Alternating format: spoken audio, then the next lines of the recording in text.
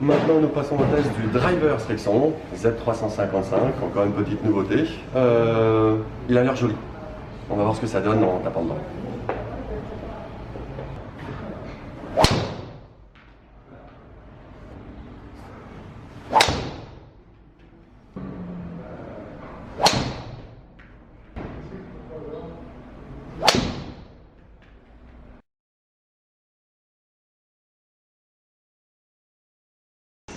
Donc Quentin, on a essayé, vas-y, je te laisse, je t'en prie. Bon, on a essayé le driver Srixon Z355 en 9,5.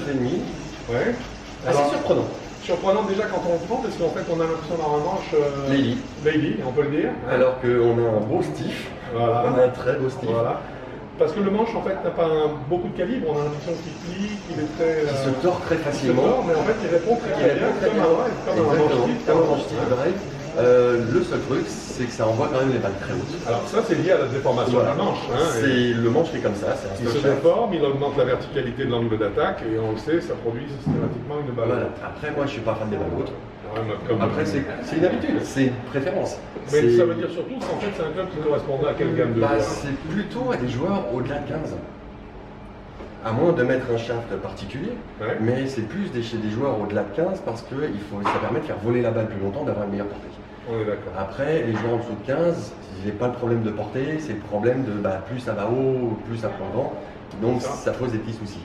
Donc à part ça, je vois pas grand chose, il est réglable légèrement en loft, mais assez agréable, un bon toucher, presque comme le bois.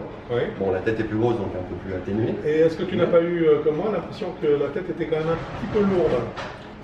On la sent bien en tout cas. Voilà. On sent bien. On la sent bien. Alors, sauf que ça doit te plaire, je suppose. On la sent pas mal. Hein, voilà. Moi, j'aime moins ça, on le sait. Mais effectivement, c'est pas dans une proportion qui soit délirante. Donc en fait, c'est assez agréable. Je le trouve assez agréable. Non, je pense que c'est assez agréable. Après, la sensation du shaft qui bouge, enfin du shaft comme ça, et des balles qui grimpent au plafond, c'est pas mon pied. Et donc ça se retrouve où? Enfin moi, je trouve que ça se retrouve sur le manque de performance quand même, en termes de longueur. Non, oui, j'ai pas l'impression qu'il soit particulièrement plus long que les autres. Plus long que les autres. Non, il apporte pour moi pas grand chose, à part une facilité de portée pour les joueurs de la classe. C'est un club qui coûte combien au prix catalogue? C'est un club qui coûte 419 € au prix catalogue. Ok, ça te paraît comment? Ça me paraît normal. Normal. Pour aujourd'hui, voilà, normal. on va dire que c'est ça. On est dans les 400 un poil excessif. un tout petit peu cher. On paye un petit peu Srixon aussi, on paye la marque. Hein, maintenant, on paye un peu toutes les marques. Oui, oui. Hein, surtout que Srixon s'est positionné assez haut quand même en gamme et en termes de prix. Ils sont pas mauvais non plus. Hein. Ils font de bons clubs, de bons fers, de bons voiles. Alors, il est bien.